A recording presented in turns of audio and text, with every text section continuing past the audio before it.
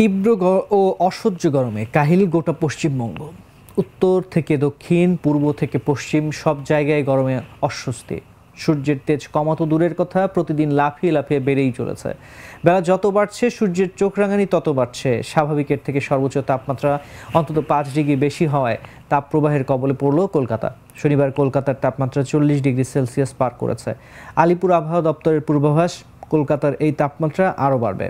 আবহাওয়া দপ্তর আরও জানিয়েছে, এখন পর্যন্ত এই গরম কমার কোনো সম্ভাবনা নেই। সোমবার পর্যন্ত পশ্চিমবঙ্গের বেশ কিছু জেলায় তাপপ্রবাহ বইতে পারে।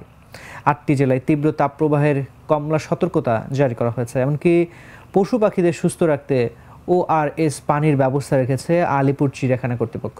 আবহাওয়া দপ্তরের পরিচালক সোমনাথ দত্ত জানিয়েছেন, এই হার পুরানো দহন জ্বালা আরও 2 থেকে 3 দিন থাকবে। শনিবার ও রোববার এই 2 থেকে 3 দিন কলকাতা সহ পশ্চিমবঙ্গের তাপমাত্রা আরও 2 থেকে 3 ডিগ্রি বাড়তে পারে।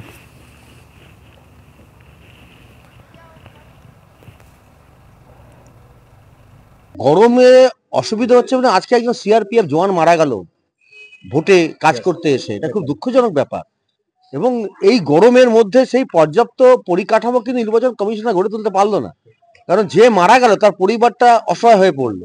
কি সতর্কতা, ও দিদির জন্য বেরোচ্ছি আমরা, কষ্ট দিদি আমাদের থাক, এটাই আমরা চাই। তাহলে নিজে কত ফিট রাখতে হবে? হ্যাঁ নিশ্চয়ই, আমরা তো এর জন্যই খাটছি, রোদ্দুরেও বেরিয়ে যাচ্ছি যে দিদি আমাদের থাকুক। যাচ্ছি রোদের মধ্যে, ঠান্ডা গরম লেগে যাচ্ছে, পড়ার নি হ্যাঁ, জল খাবার টুপি পড়ার, লোকের বাড়িতে যাই, কাজ করি, লোকের থেকে জল চাই, খাই না, ছাতা হারিয়ে যায়, ভুলে যাই। এই কারণে ছাতা থাকলেও তো ঠিক আছে, কোনো ব্যাপার না, কিন্তু ভুলে যাই, এইটাই হলো কথা।